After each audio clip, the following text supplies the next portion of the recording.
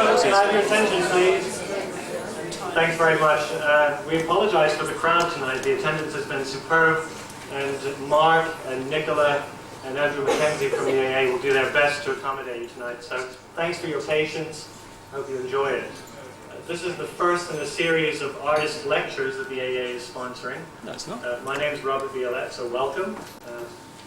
Sophie Calle, who's here to talk tonight, probably needs no introduction to you all, especially after her exhibitions in London over the last 18 months at White Q, the Tate Gallery and the Camden Arts Centre and the Freud Museum.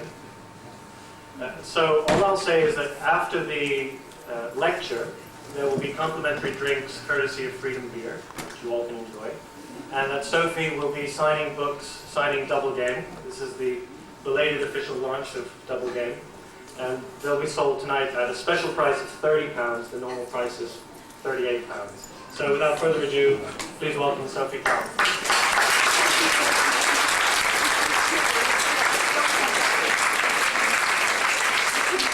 There is a seat here in the front, and I don't know if anybody's allowed to sit in the front. That's up to the AA, but find what space you can. Just coming.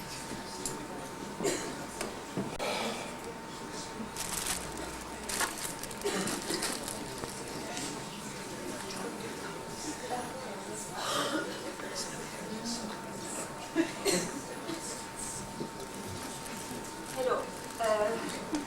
Personally, I'm not that happy that you came, so many of you, because when it's so difficult to get somewhere, you are easily disappointed. So it's a bad sign. So it's about this book, Double Game, I'm going to talk. It started like that. The writer Paul Auster sent me one day a script, and I called Leviathan, and I discovered reading it that for 10 pages in the middle of the book, he had used my life to make a character named Maria, who then leaves me to live her own life in the book. She ends up causing the death of people, which I hope has not happened to me yet. And so it was interesting for me suddenly to have that woman in a life, and I decided to play with that character. I found out that, so I don't know how to start all this.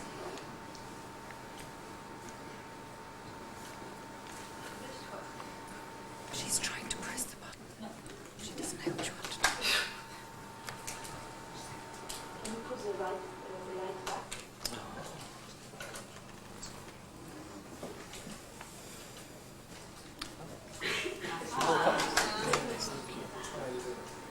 It's the right-hand side. Which one is it? No.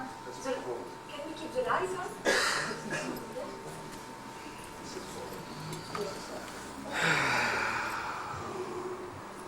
So, in his book, his character Maria is described as following people in the street.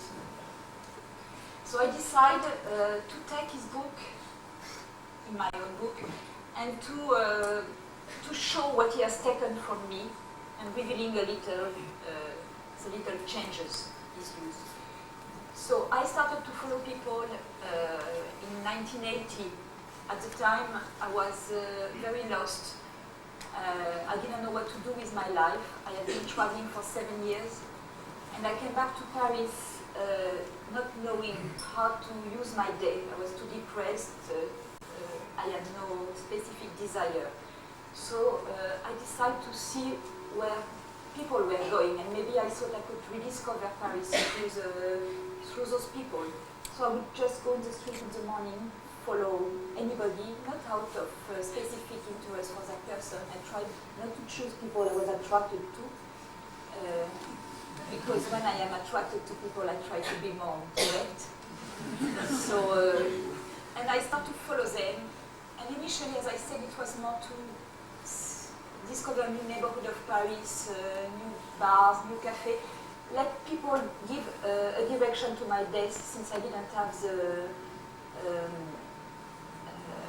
enough desire to decide myself. And I start to get used to it. After 1 year, I thought I should become more professional in a way, and to pick one specific person. He picked himself away. I followed him in the street, I lost him a few hours later, and I ran into him again in the same evening. So I decided that fate had showed him to me. I went one day following him, as I was doing at that moment all the time. I went into an opening and I heard him saying he was going to Venice to some of his friends. So I followed him there. And that's the story, mainly. It was something I didn't do in with an artistic purpose. It was, not consciously at least, any artwork for me. When I became an artist with a second project, but when I first chose this, it was under the shape of a confessional, because I was immediately accused of intruding into people's life.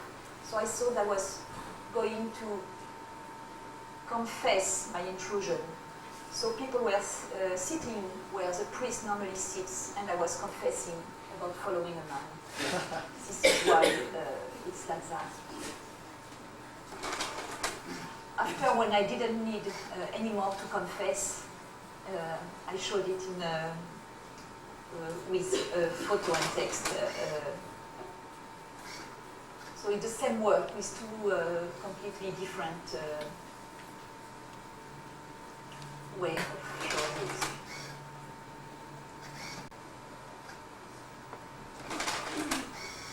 So I don't know if you want to interrupt me.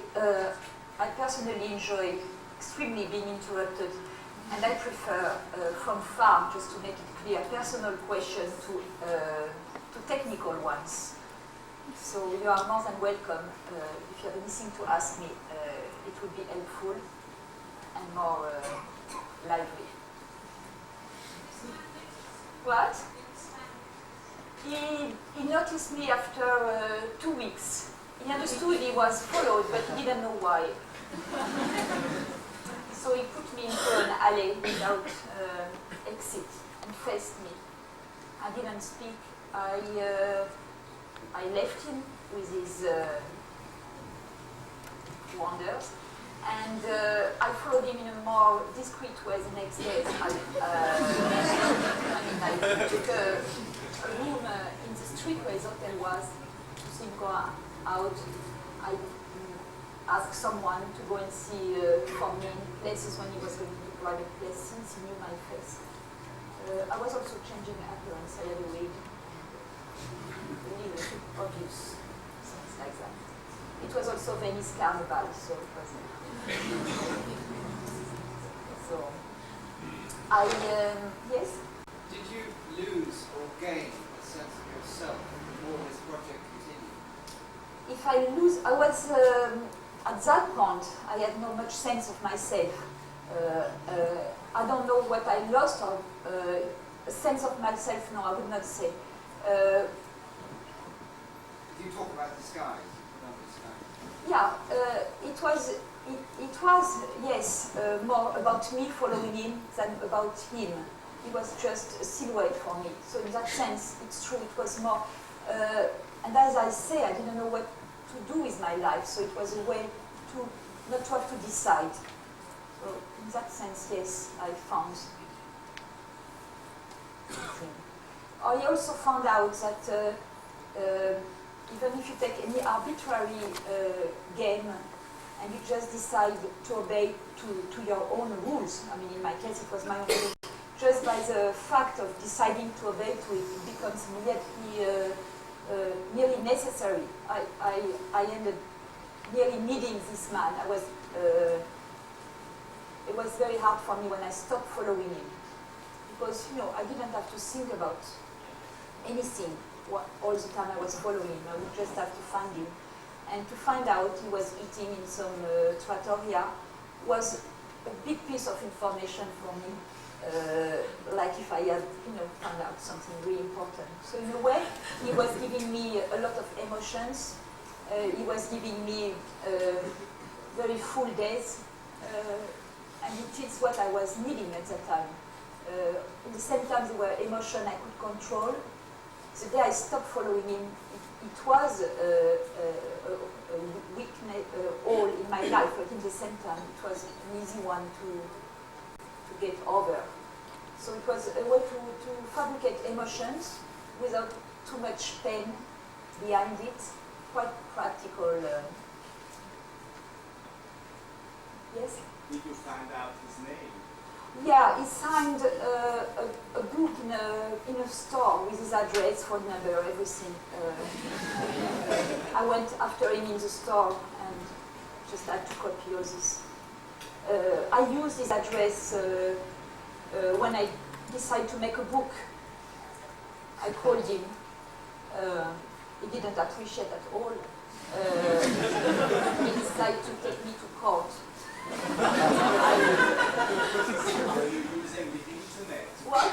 Were you using the internet? This is in 79. So,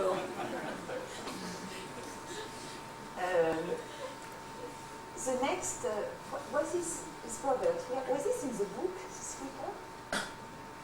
This photograph? No. Huh? Was the sleeper in the book? The sleeper? No. No?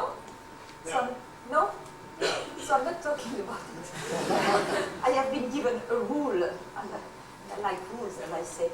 So the sleeper were not inside the rule. So I'm passing the sleeper. Since they are here, if by mistake, just quickly, this is my... No! No? You're right. I was... So in the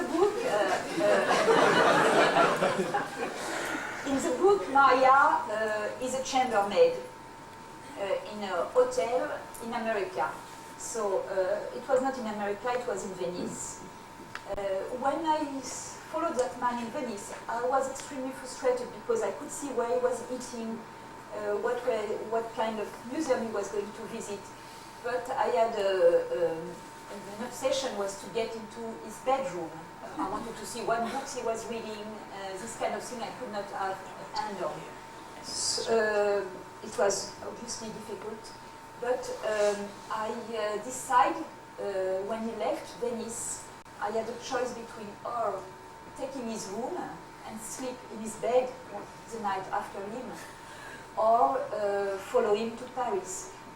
I learned the day I was leaving to Venice, I had a little group of people helping me, like the owner of my hotel was a friend of the owner of his hotel. So I knew exactly which day he would leave, and I tried to rent his bedroom.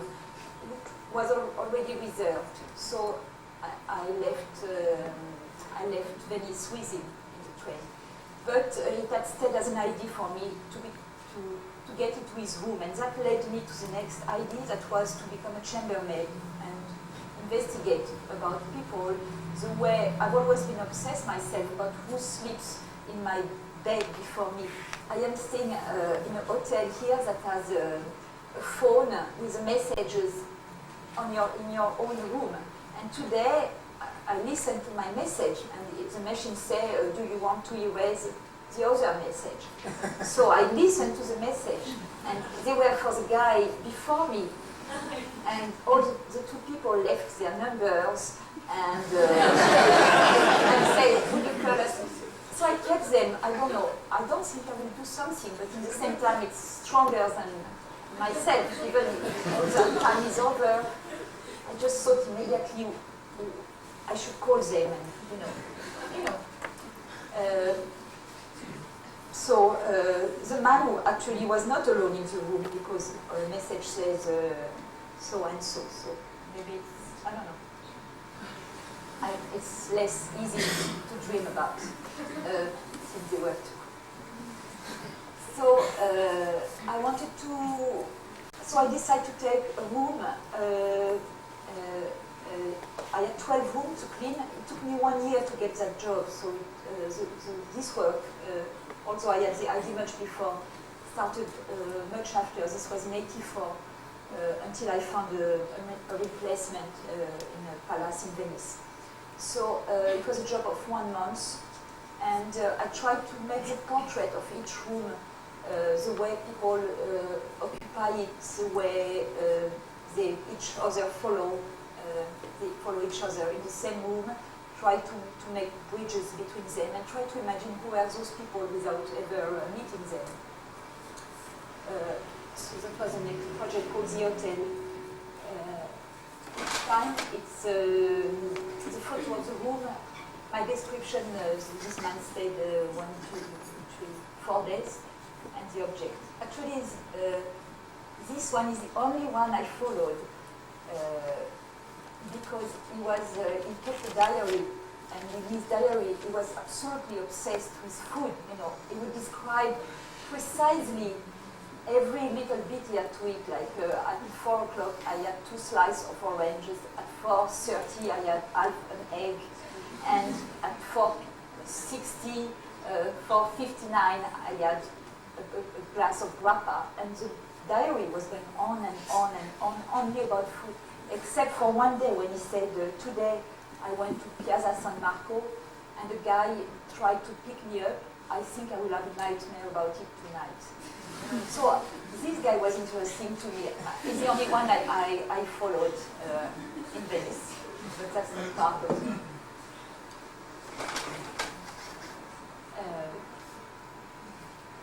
If you have any question about this.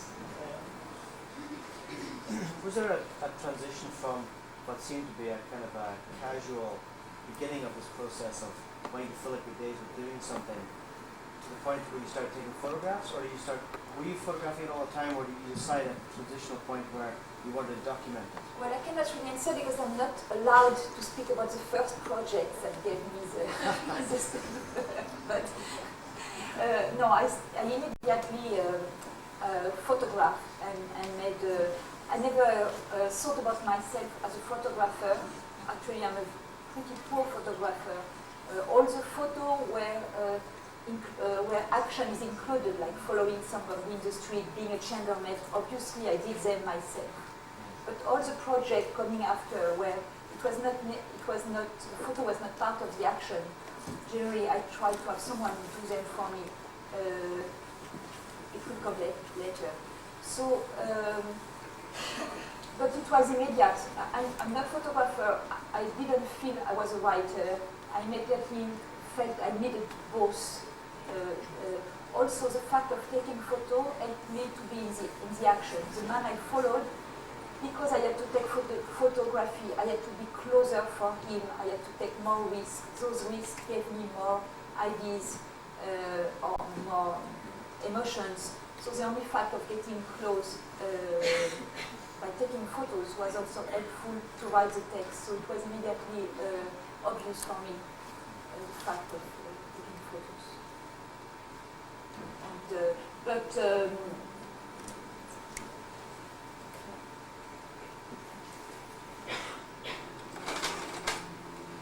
this was the most tragic room. It was.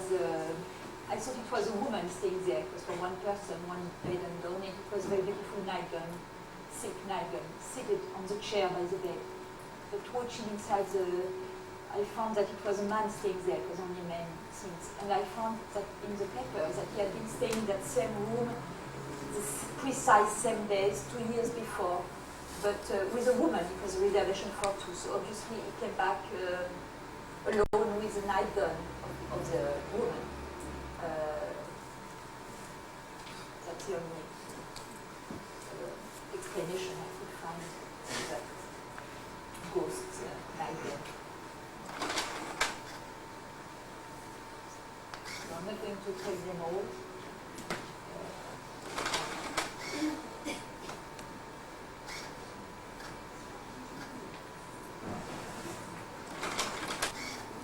this man was obsessed with dirt.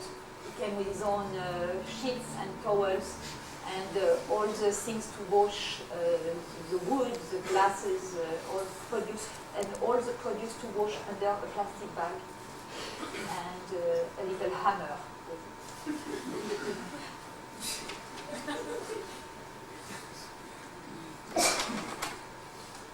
So, anything about this that I could?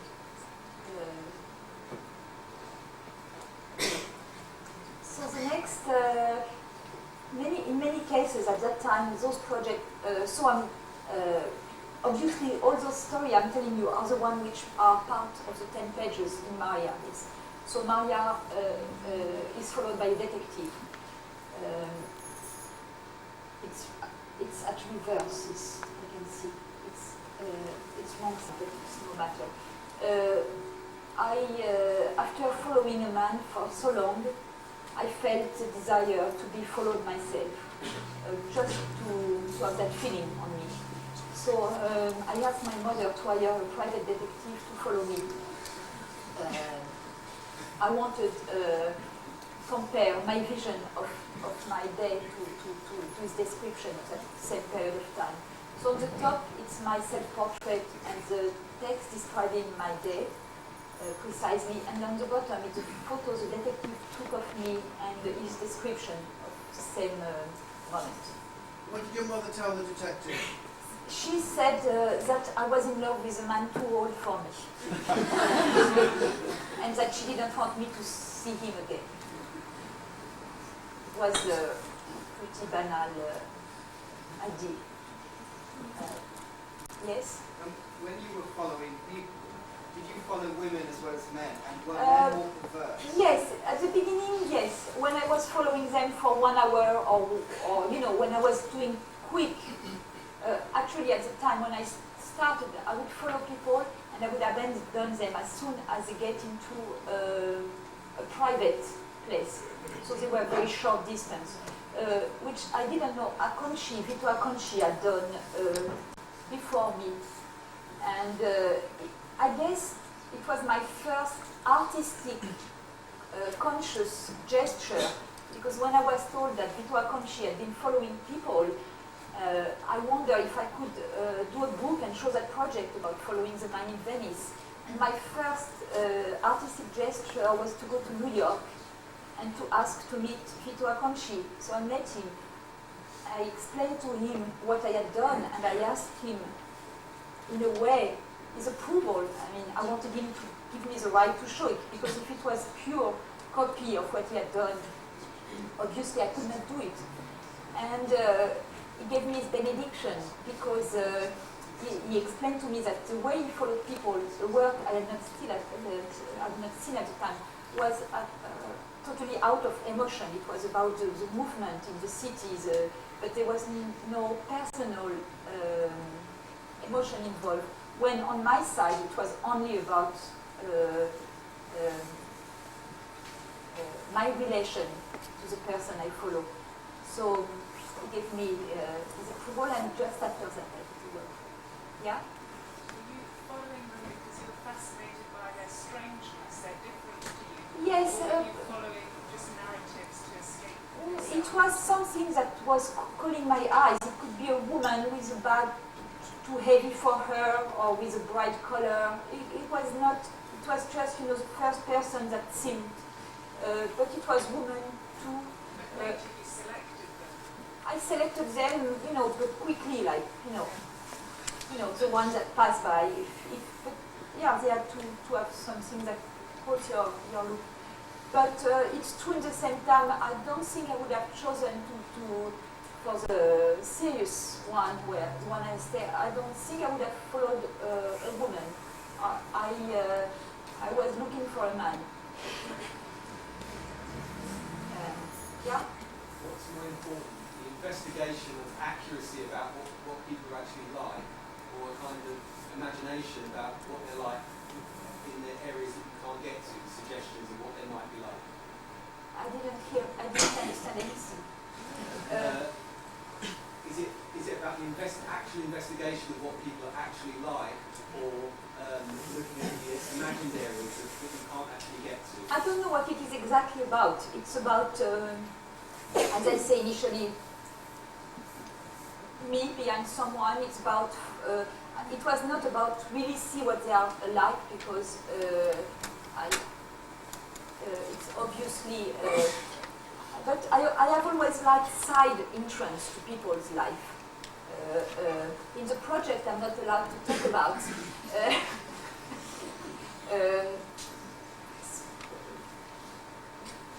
I have to talk about it, I'm sorry. No? Why can't you talk about something? Because somebody was very precisely giving me an order, and I like to be given orders. At the same time, can I talk about it or no? Of course you can. No, who gave me the order not to talk What's about it? in the photo on the screen? Is he taking pictures of when you meet men, or? Yeah, actually, you can see his picture. So that's my self-portrait. So that's his pictures. I don't know if he did it on purpose to be hired again, but we're always out of focus or something. So I don't know if it was a detective trick. No, to say that it's not good enough. We need a proof. Can you do it again? Because those are his photos. I found really lovely. Oh, here. I love that painting. It's in the Louvre. It's a painting by Titian called Man with a Glove. I've always been very moved by that painting. And I wanted to be sure he would look at it, so I stayed without moving 1 hour in front of the painting. And he did mention the Titian in his report. That's one of his photos. It's really one of the only one in focus.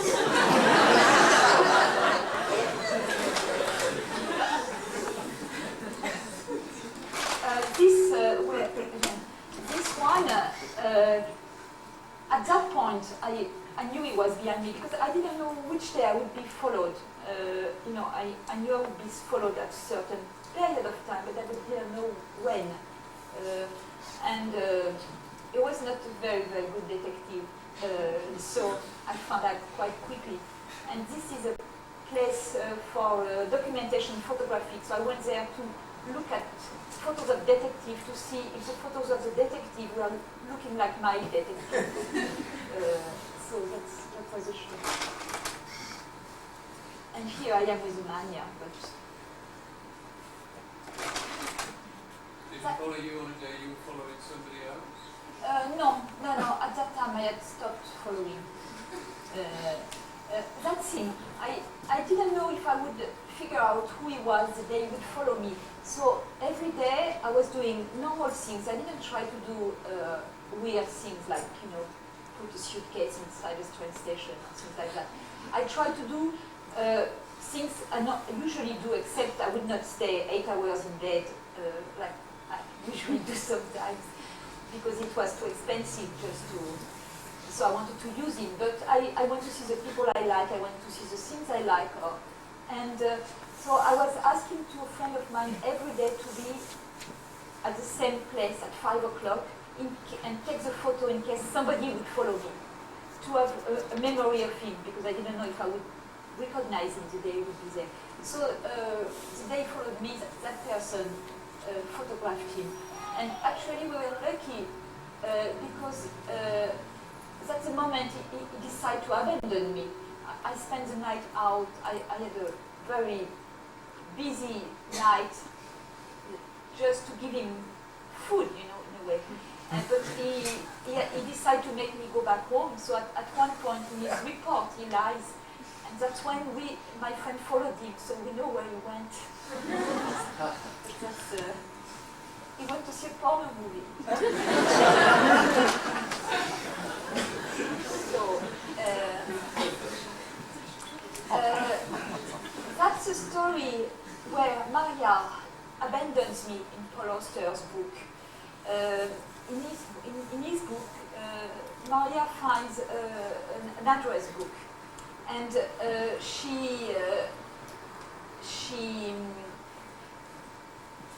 this address book leads her to the whole story that leads to the deaths of people.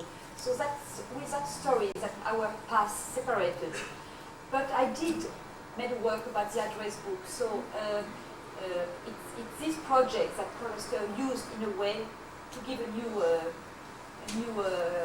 direction to his character. At the time I was invited by a daily paper called Libération in Paris to do a project that was supposed to be a feuilleton, which means each day leading to the, I don't know how you say in English, leading to the next day.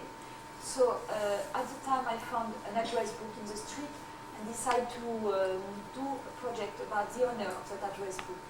So it was a very full, busy address book, many hundreds of names in it. So I went to see people in his address book and I tried to make a portrait of him through the description people would do of him. So sometimes in the address book was the address of somebody that just painted his house and that just could describe how big it was. Sometimes it was a very close friend that would refuse to talk but accept to say that he likes to eat Italian food. Sometimes it was a close friend that would reveal extremely private details about his life. So it was like a puzzle that I made by everybody's willing or no to talk about him and the degrees of what they would like to reveal. And I took photos at the same time, as I used to do, the chair in which he likes to sit, the restaurant where he likes to eat. This story is in a way the one where this story is in a way the one where I totally I didn't totally lose control, but I lost the more control. Generally, as I say, when my stories end, I have a kind of sadness, but it's something I can easily, I don't know what to say. Here, I really fall in love with the man of the address book. I found him absolutely incredible. I liked his friends totally. I liked the place he liked to eat. I liked everything he liked. I could not believe it.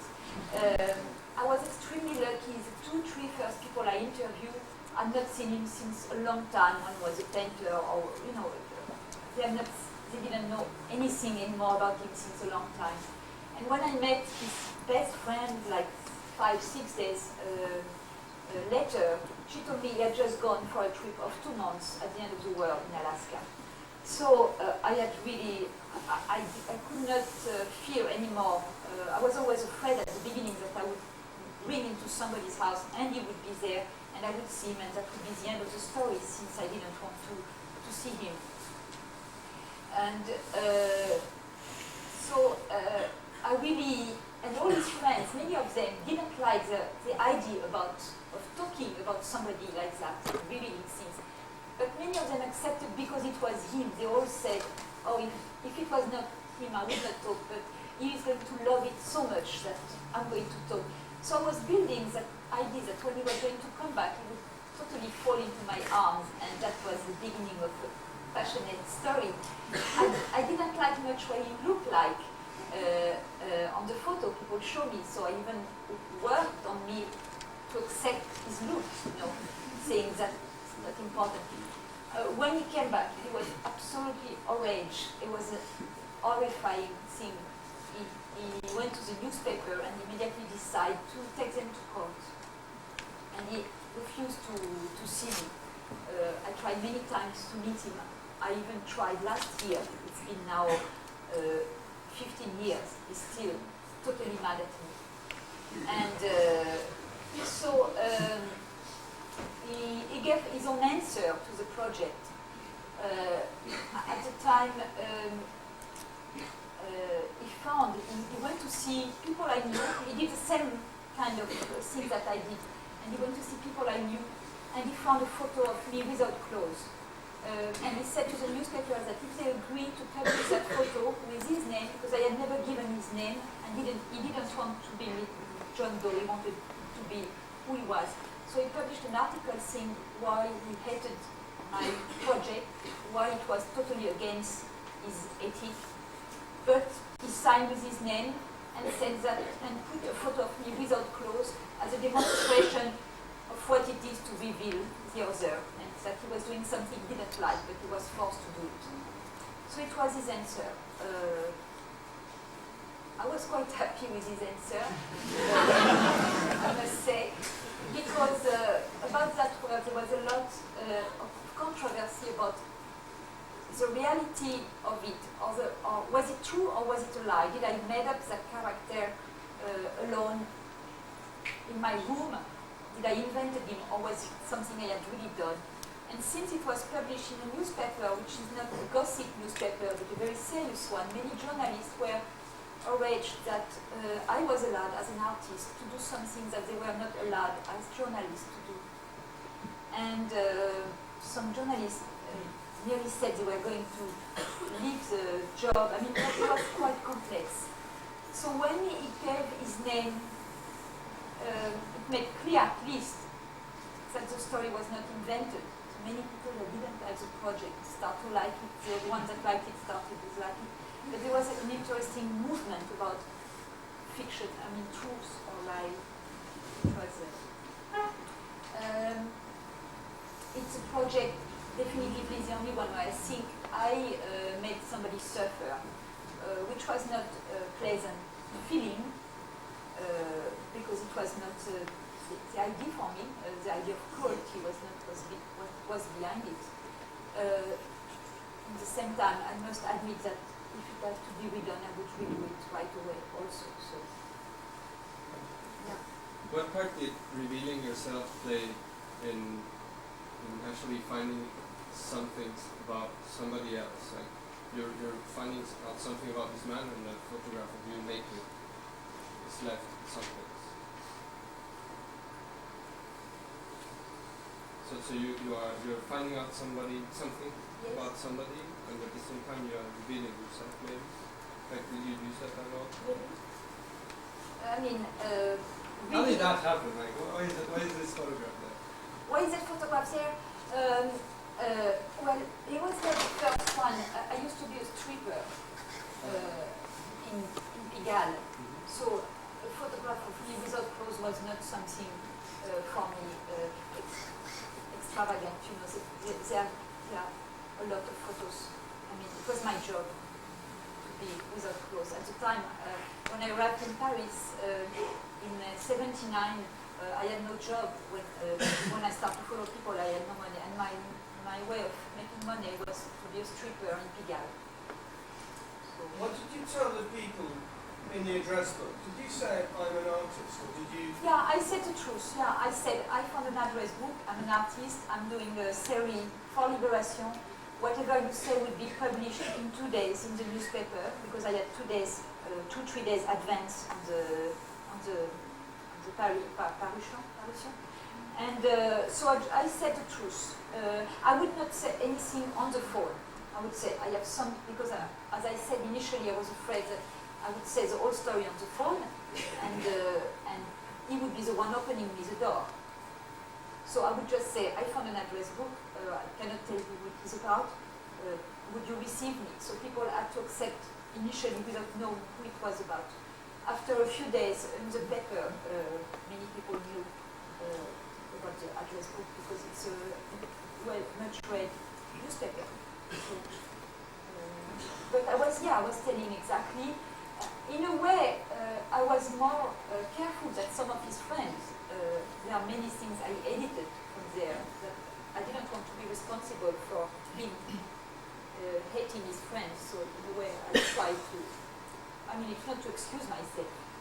I'm not trying to excuse myself, but it's true that people agree to talk in much more easy ways than everything I had expected. It's happened to me a lot, you know, why people say yes. Most of the time, I wonder many times. And I think they say yes because it's a kind of question where they are not used to say, oh, yes or no. So they say, why not? And why not is yes. In retrospect, do you think the omitting some of the hurtful comments of the people you were interviewing, omitting these comments, do you think it made the story more fantastic? By what? By omitting, by censoring what they said. Do you think it I made think, no, because, you know, I'm not a journalist. I was not trying to make precise. I was trying to make someone appear, but in the same time, all this information was not necessary. I could have even edited more. This was my mistake in that project. I should have edited more, and it still would have been the same idea of having this kind of man appearing in his absence. And I was talking about my relations with him in the same way. I didn't need to be that precise. So editing, you know, I was not trying to find spectacular things about him. The same way the man I followed, if he was eating in a trattoria, was not less interesting for me. That if he had done something more, I would have been really in trouble had he done something more violent, or then it would have been in a way the end of the story. It's the banality of it that, in a way, to my own eyes at least, saves it. Because they are very banal things happening. So was he angry about the invasion of privacy, or your decision of him? He never spoke to me directly, as I say. He always refused to see me. He was angry on the way he answered in the newspaper, that he was angry on the idea of somebody investigating hidden like that on it. I think I heard after that there was one of the story describing his relation to plants. He let them die, you know. And I heard that had been really one of the weak points, you know, some details about his life. Did he keep any of his friends? I think so. In his letter, he said that he was not angry at all at his friends. No, did you keep any of his friends? Oh no, when I saw how violently he chased me, as I said, the cruelty was not my purpose, so I just decided to at least not to insist, you know. I was not going to go where he likes to go and call his friends. I'm afraid his friends felt uncomfortable for having done such a mistake of talking to me, so obviously I was not going to insist on that. Have you ever considered, as an extension of this project, to submit these operations to psychoanalysis? Sorry, Sophie, wherever possible, do you think you could repeat some of the questions? Okay. Because for the video relay, they can't hear the Okay, so the question was, did I thought about submitting this project to psychoanalysis? Yes. Be more clear. Have you ever considered it would be very revelatory for you to submit some of these actions and projects to the attention of the psychoanalyst? Well, I think I went once by mistake to a psychoanalyst. I had a 3-month analysis by pure mistake. My father thought I had bad breath, and my father was obsessed with it. And I kept asking to my friends, do I have bad breath? And they not specifically said everybody, but my father was just only talking about this. So he's a doctor. So one day he took an appointment for me with a doctor. And my father is allergic to psychoanalysis, but truly allergic. So he took an appointment with a normal doctor. And when I went to see the doctor and that he asked me to lay down, I said to the doctor, I'm sorry, there is a mistake. You know, my father took an appointment with a generalist. And so, you know, I must go, I'm sorry, it's a mistake. And the psychoanalyst said, do you always do what your father tells you to do? And then I decided to stay.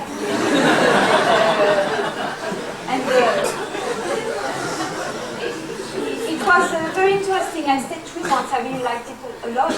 And but in the same time, I was not. I liked it, you know, it's like to go to see an astrologer that speaks about you. You know, when I'm depressed, I always go to see an astrologer, and I don't believe at all in astrology. But just, you know, you feel bad to sit in front of somebody that talks about you for 1 hour. It's extremely, I mean, for me it works perfectly.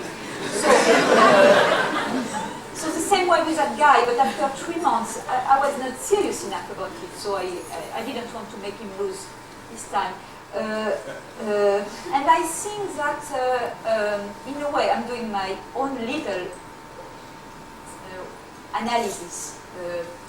Those projects are for me in many ways. There's a project that comes after that is precisely for me like an analysis. But so no, to answer no, I don't.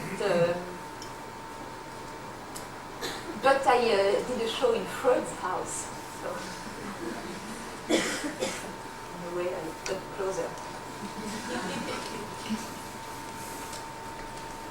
Yeah, I go on. Those two, the striptease and the tie, I made a whole series of autobiography. I think it's in a way after that mistake with a psychoanalyst, because I had to talk about something and stories came up, and then I used them under the shape of those autobiography, photo and the text. The two I'm showing here, the striptease and the tie, I'm showing because of the same rule of the game, because Paul Auster spoke about them in his book. He only talked about those two. So since I was following his book to do my book, those two autobiographies appeared in Double Game. The tie is about a man. I went to a conference one day, and there was a man doing the conference that I found extremely attractive, except he was wearing a very, very ugly tie. So I sent him for Christmas a very nice tie, more of my taste. And a few months later, I ran into him in a Parisian restaurant, and he was wearing my tie. So I was quite pleased with that. And I decided to send him every year at Christmas a piece of clothes and try to meet him the day he would be totally dressed by me. So I sent him everything, trousers, shirts, boots. So that's the beginning of the story. I never finished. I went to America to live. When I was nearly finished, there was only the shoes missing. But the shoes was too problematic because of size, and I didn't know his size shoes, so I quit before the end. Maybe I just didn't want to meet him, and that by not going to the end of the project was a way not to have to meet him. I guess that was generally I go to the end of my stories. I try to. In this case. It's not that I go to the end, but generally the story gave themselves their own ending. The man I followed in Venice, when he came back to Paris, Venice was just such a labyrinthic, perfect city to follow someone that coming back in Paris was a way to say, okay, that's the end. Or the hotel in Venice, the end was given by the fact that I was given just a precise moment to work.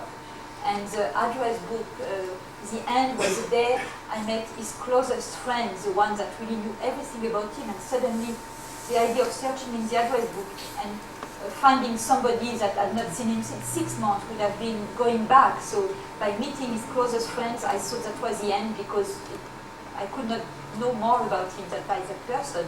So generally, the end, they show themselves. In this case, I am the one that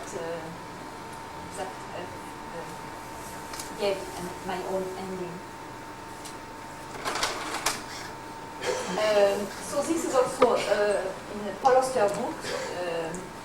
Maria, in his book, keeps all her birthday gifts. It's something I have done for 15 years. Initially, this was not at all programmed to be a work of art.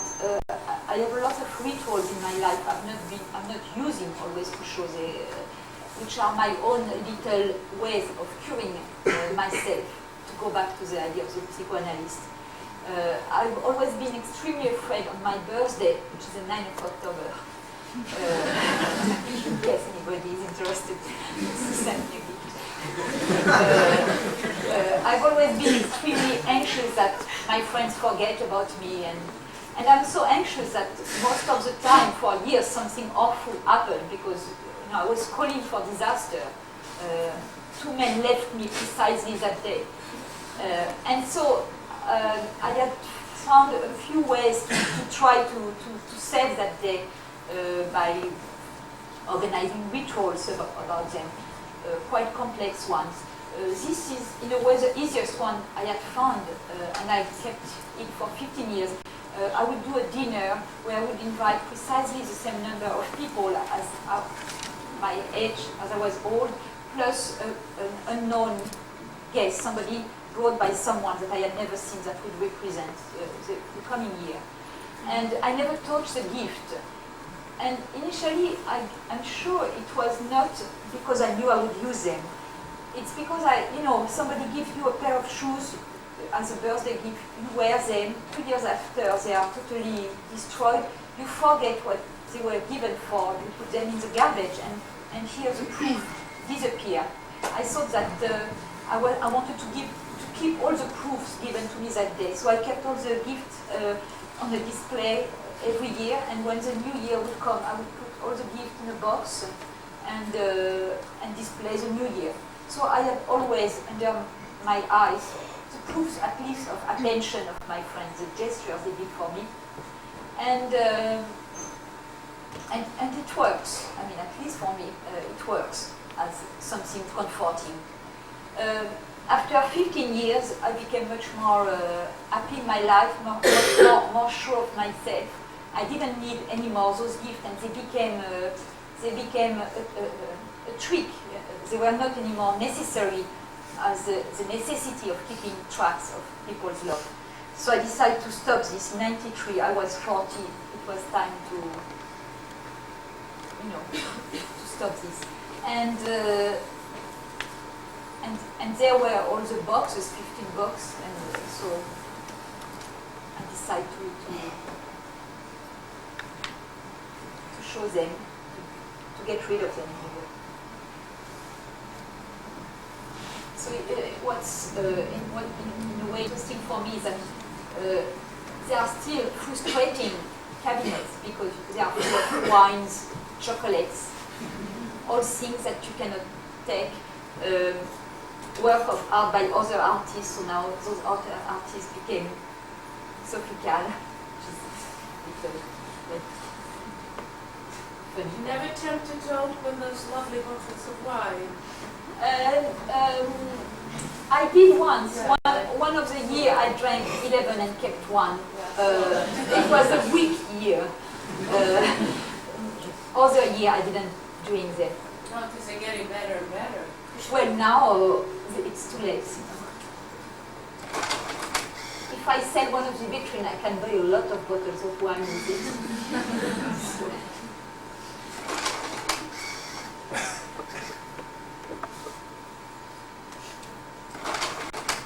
That's a year without dinner.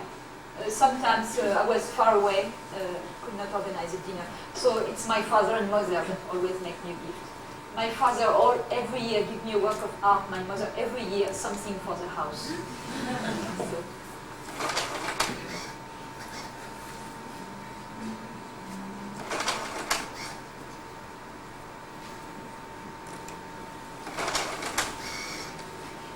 This is a presentation when I did the show Double Game at Camden Art Center.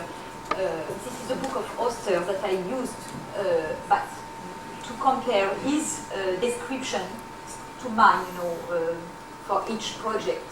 When he speaks about being a chambermaid, I was showing his description and comparing it to the way it happened. So that's another chapter of the book. I found out that in his description of Maria, all the things I've been telling until now were really me. But he has introduced in his description of Maria 2 things that were not me, that he invented.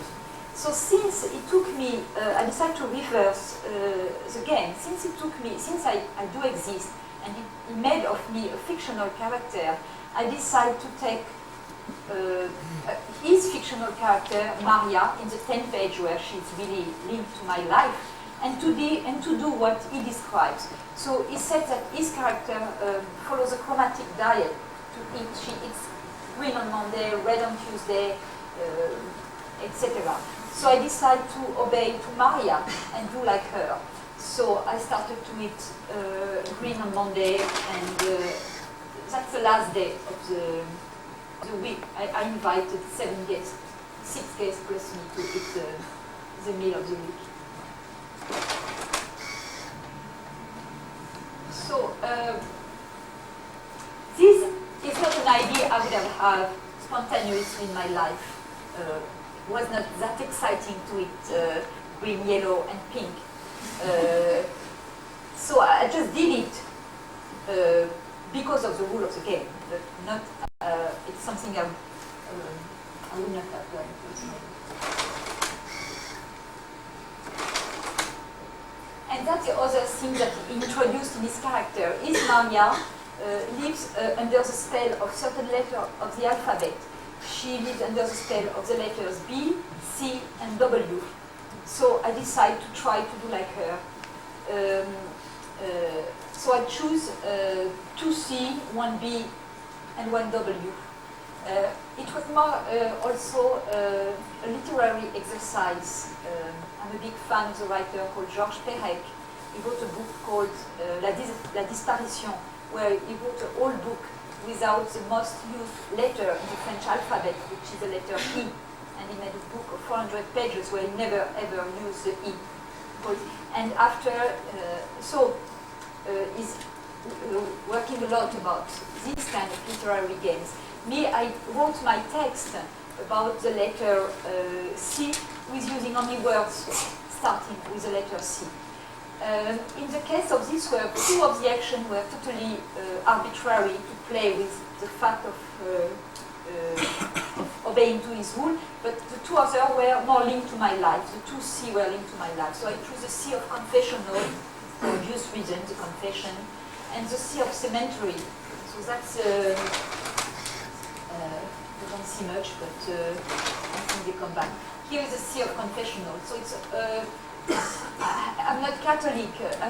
I spent 3 months in Paris. It was terrible. I went to see all the priests. First, I tried to see only the priests of churches starting with the letter C.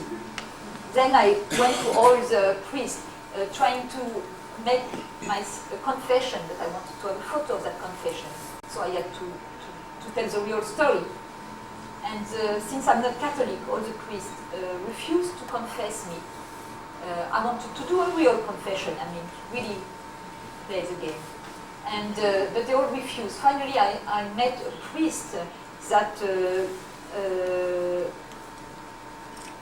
gave me a solution, which was to confess alone to whoever. So I did, after many attempts and a failure, I finally confessed alone. And my confession is based on sins, on how do you say, un péché? A sin, only C sins. That's the C of cemetery. It's also linked to my life even much more. I'm very close from my father. I think that if I became an artist, it's because he was an art collector and I wanted to seduce him and to do precisely the kind of art he would like to collect. So, and I'm quite close to him. And we've decided to be buried together. So a few years ago, we bought ourselves a grave in the Montparnasse cemetery. And we got used every year to go on our grave to get acquainted, in a way, to it. And so we go there every year and we have a little drink and speak about death or whatever, sitting on our stone, you know, grave stone. You are obliged, initially we're not obliged, but now in France you're obliged to put the stone, even if you bury your grave now, you're obliged to finish it because 3 years ago a guy working in a graveyard fall in a grave and died. So now you do have to do your own. So our grave is finished. So we go there and right now it's problematic because we decided to put my stepmother with us in the grave. And so we are in a heavy, truly big fight because, you know, I don't want to finish with her. So I should never say this. So I'm thinking of quitting my grave. And it's been a fight. Since that grave exists, it's been a fight non-stop because my mother, that divorced my father 45 years ago, wants desperately to get into this grave. Because it's very well, it's in the nice cemetery of Paris. And we truly carefully choose it. It took us 1 year. We didn't want one that was on the main alley. We wanted one that was not too lost. We wanted one near a nice spot with a tree by it. So we really searched, nearly like you search a little house. And finally we found the grave we liked, and my mother was very excited to the idea she could have a space in it, and it's only tree space. So it's a big familial trauma right now about who is going to get it. And that was the letter W, which in French, that was the most Perec project. In France, you have very few W's in the alphabet, I think 12 or 13 only, and mainly English words like Western or... So I found out that using all the W's of the French dictionary, I could make only one action. So I took 1 weekend. I mean, all our W's are English. So 1 weekend I went in Wallonie, Belgium,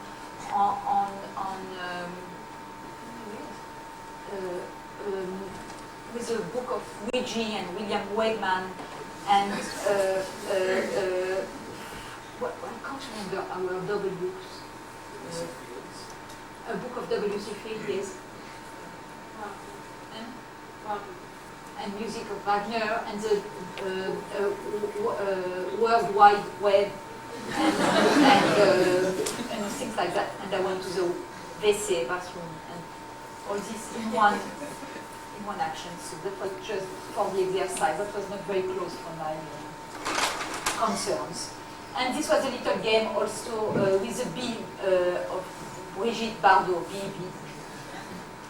Brigitte Bardot has been since many years much more interested by animals than by people. She has a terribly fascistic attitude about an extremely racist behavior, absolutely unbearable attitude. And in the same time, if you have a little cat, whoever it is that has whatever, she's making a scandal. So, and she's always photographed with many animals. So I found a photo of her, exactly same photos, with all her dogs and cats and donkeys and whatever. And I made exactly the same photo with the same clothes, same background, everything. It's a pure copy of the image. With all, I have a big collection. I've always had it of stuffed animals. All those are mine. They are in my house.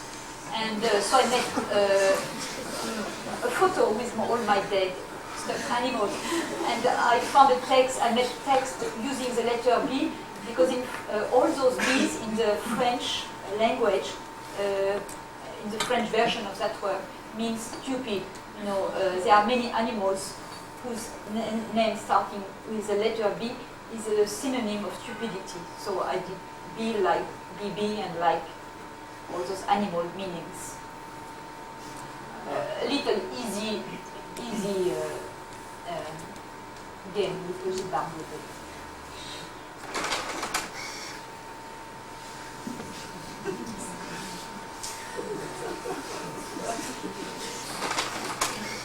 So, anything about this, or I'll go to the third chapter of the project.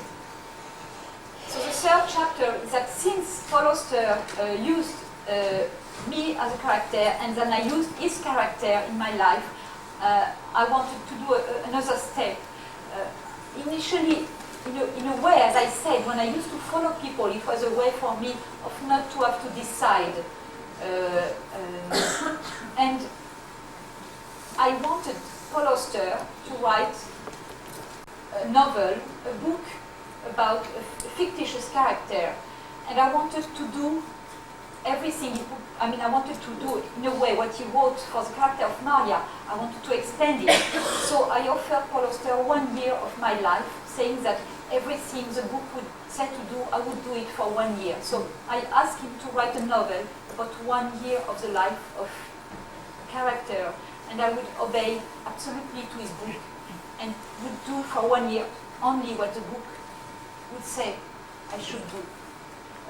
It was a very big responsibility, he thought.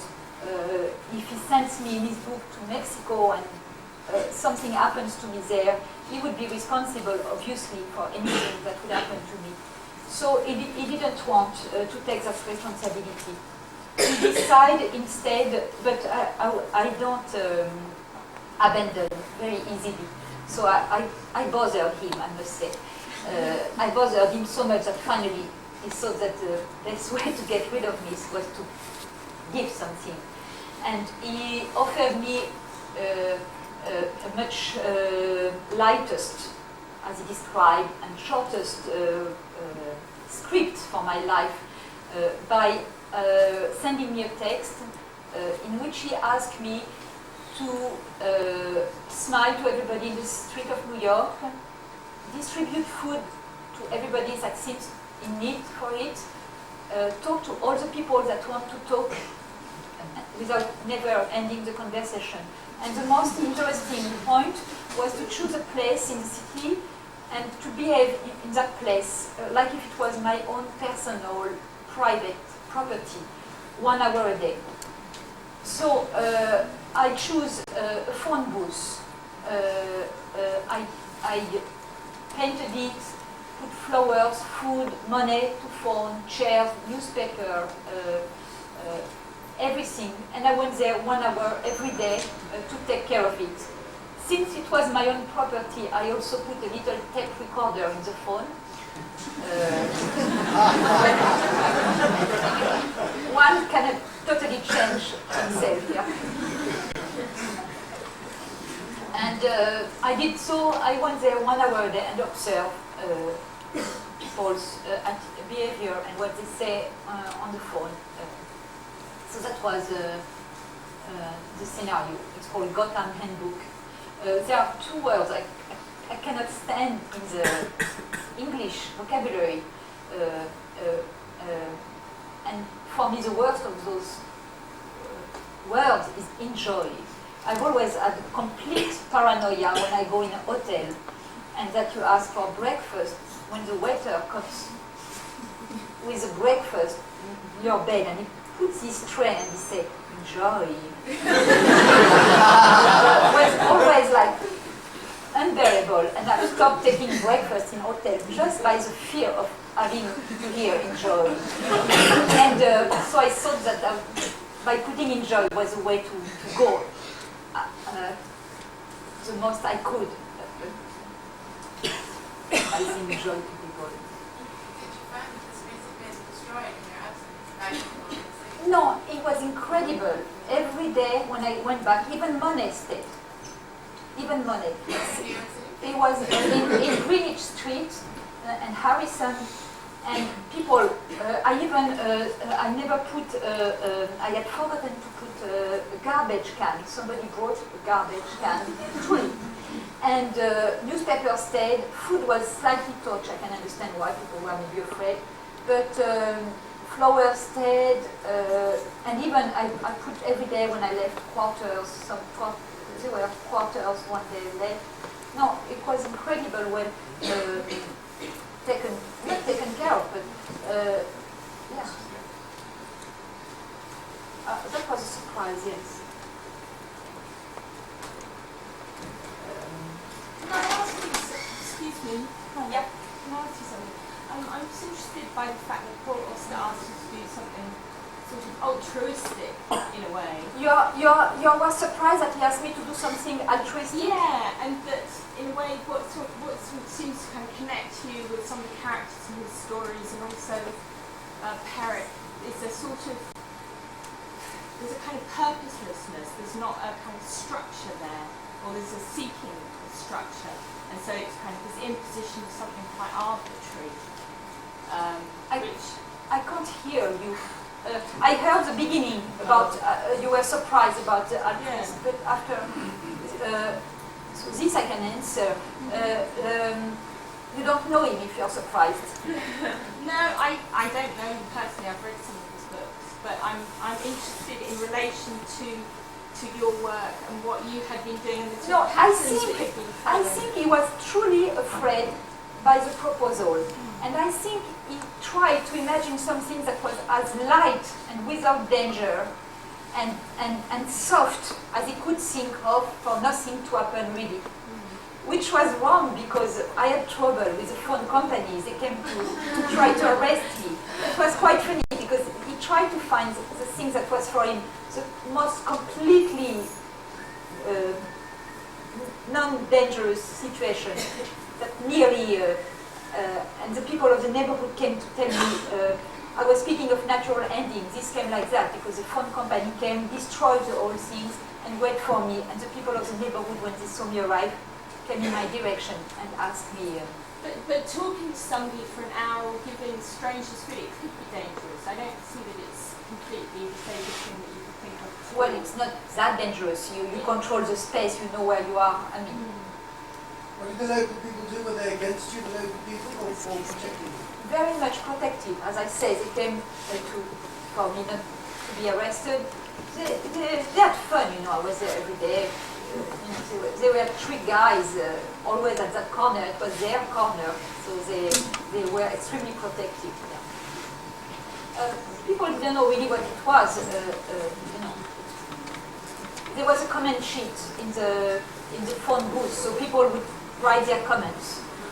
They are in the books. We duplicate those comments. They are quite funny. What about the tapes of the telephone calls? Well. What were the people saying? Did they say, I mean, there's well, you have to buy the book. Is that it good, Robert? No, the phone were, you know, phone calls, a few lies, and many boring things. But the installation attended day by day of that project.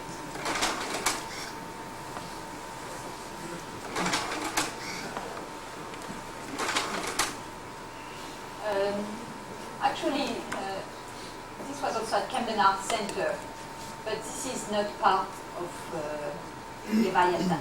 At that point, Leviathan is finished. Leviathan and Double Game are finished.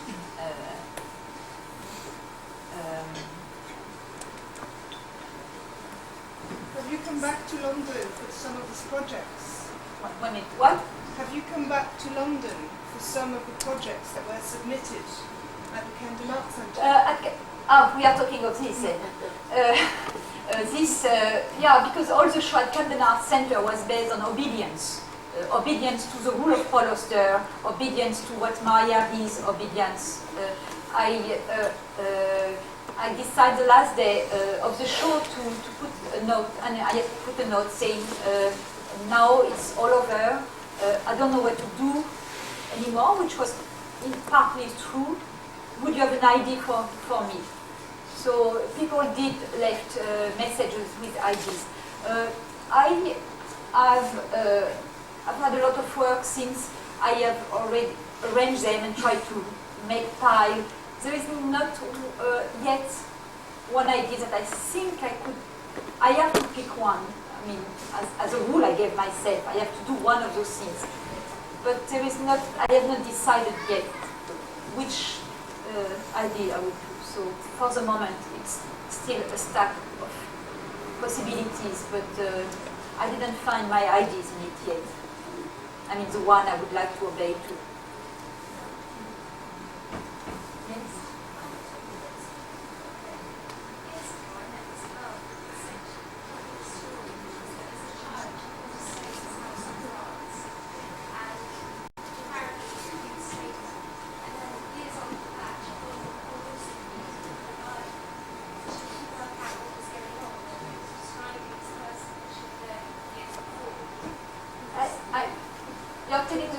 about a friend of yours. It's not a story. It's a real story. I met a girlfriend of yours in the south of France.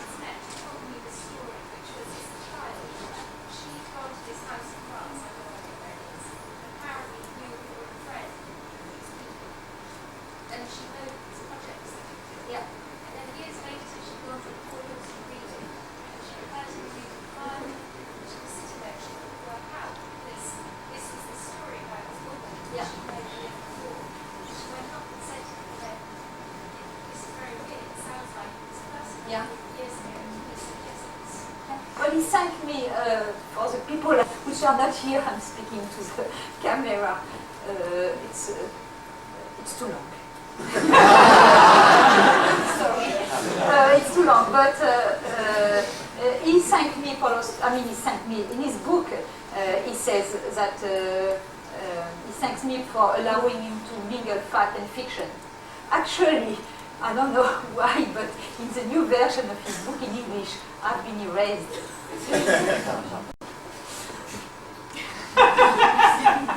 He stopped thanking me. And yeah, that's another aspect.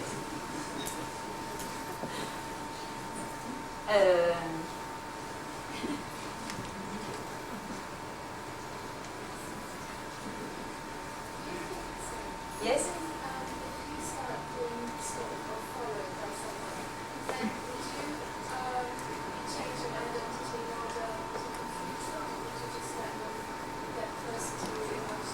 I don't know what I would do if I was being followed. I don't know what I would do in any situation until I am in the situation. I don't know. You have to try. Yes? So I'd like to know where you think the artistic art lies. Is it in the act of taking the role of Maria as almost as a theatrical act? Is it in the act of following people? What was the beginning of the question? Where does the artistic act lie for you personally? Where does the artistic act lies? Where you find the artistic act? Is it in the where lies? I supply like lying. Where is the artistic? I'm obsessed with lying. Where does the artistic? I truly don't know. Many projects started as real private ritual that was. It's after that they became consciously artistic. It lies in the, I don't know, everything, getting the idea, trying to live this way. You think it gets materialized when you publish it to, for instance, mass media like newspapers, or you know what I mean? No. You think the art itself finishes when you follow people, or you think?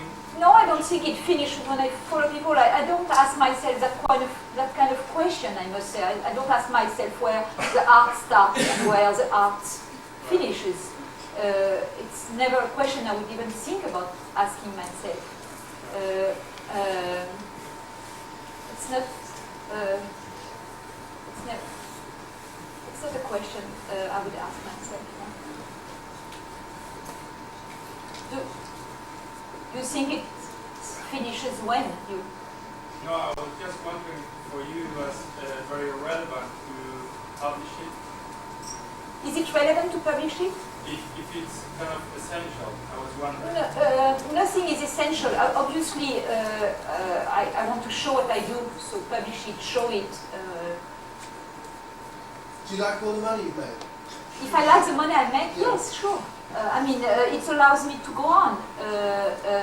In a way, I never thought that by the fact of being an artist and using those ideas professionally, they were becoming less pure or less whatever. I think the opposite. I'm quite lazy. I had many ideas before. I was just doing, for my to play. But the fact of consciously becoming an artist forced me to be more rigorous in it. Like, I know I'm going to show it, I have to be more strict. In a way, it puts me much more in the story, since I'm not only doing it for myself. So I think that most of the time, the fact I'm showing it and selling it and living of it was an help for me. Also because my own laziness also maybe would have led me to just play slightly, and in a way I feel more obliged to go inside those stories. But and yeah, obviously it's a pleasure to sell them.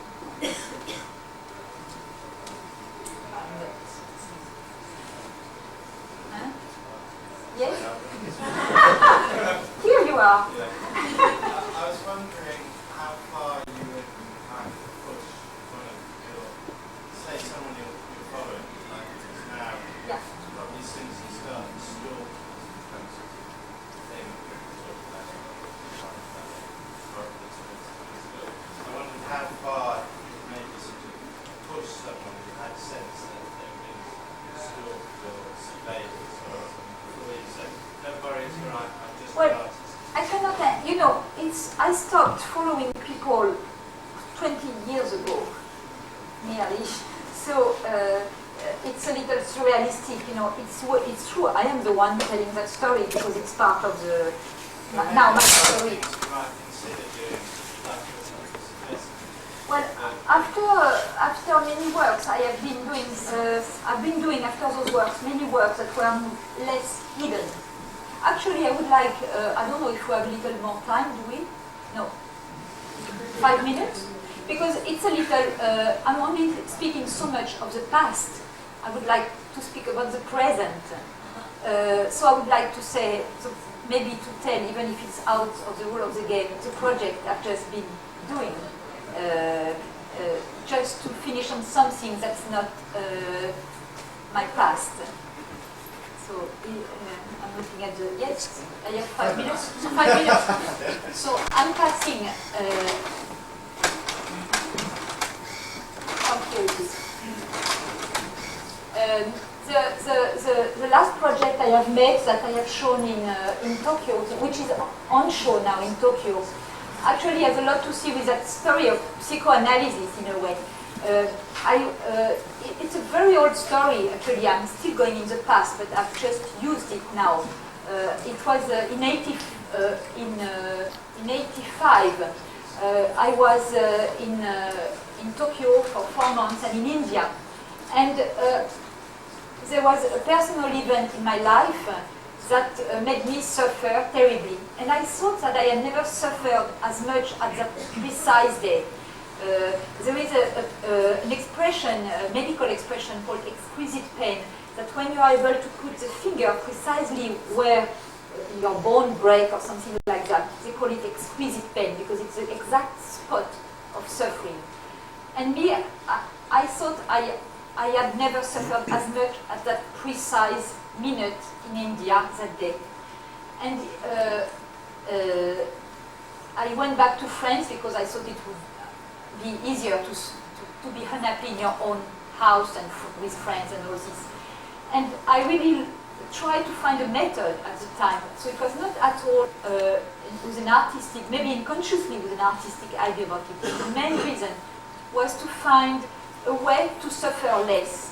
The solution I found, I had done a very exotic trip. I had gone to Russia, China, Mongolia. So every time when I came back, all my friends were asking, how was it?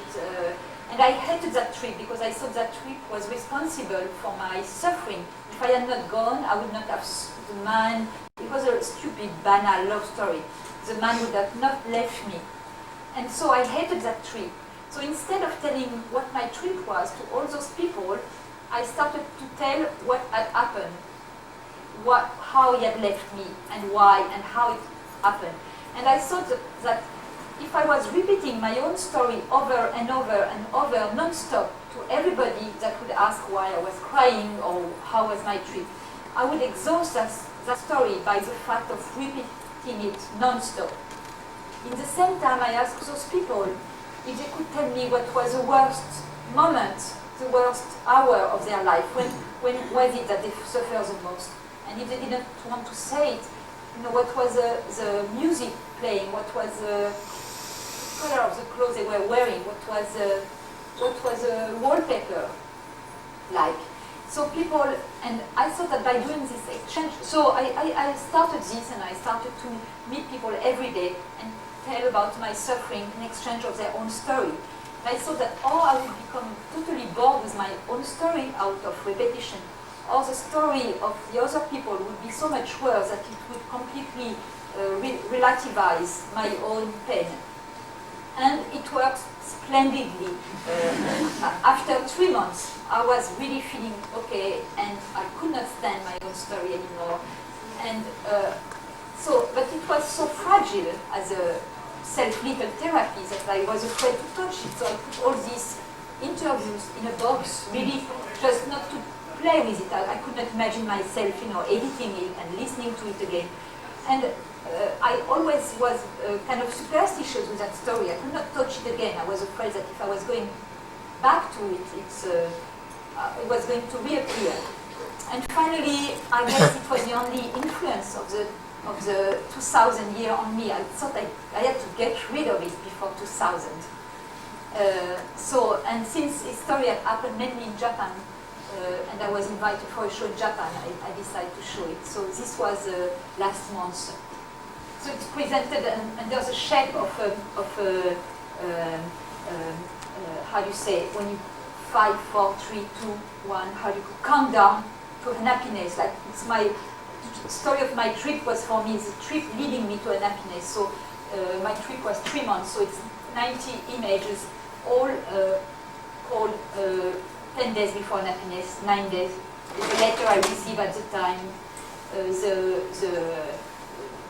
the photo I took, my plane ticket, every element of my trip has a stamp on it, like when you pass the border that says 6 days to an happiness, 5 days to an happiness.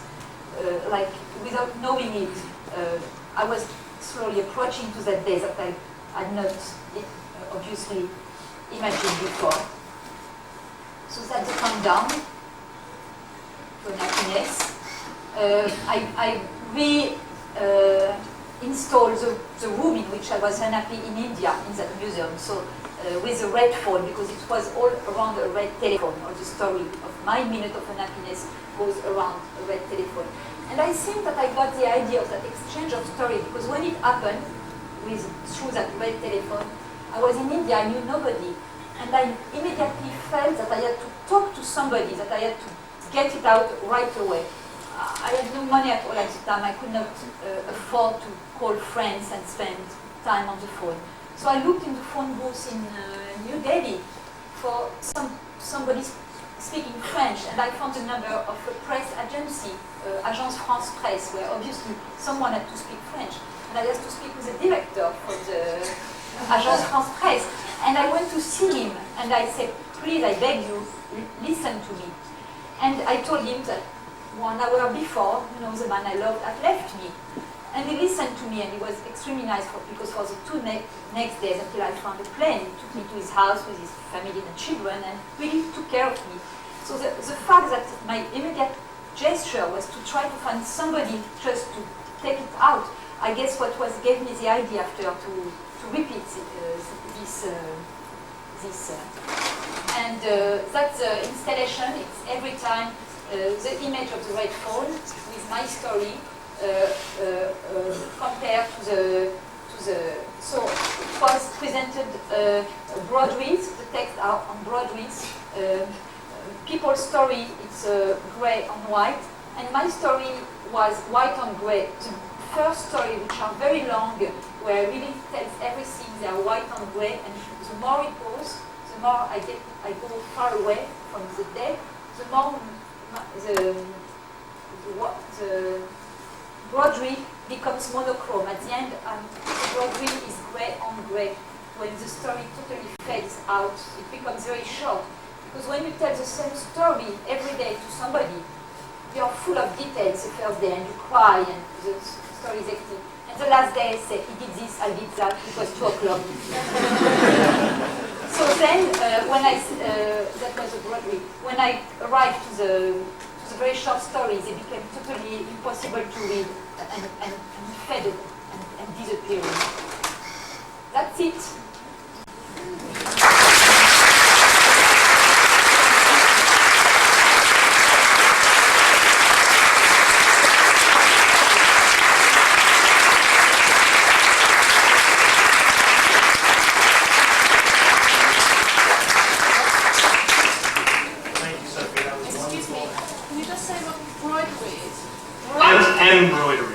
Embroidery.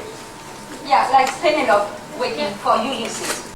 So all the words were embroidered? Yes. Why?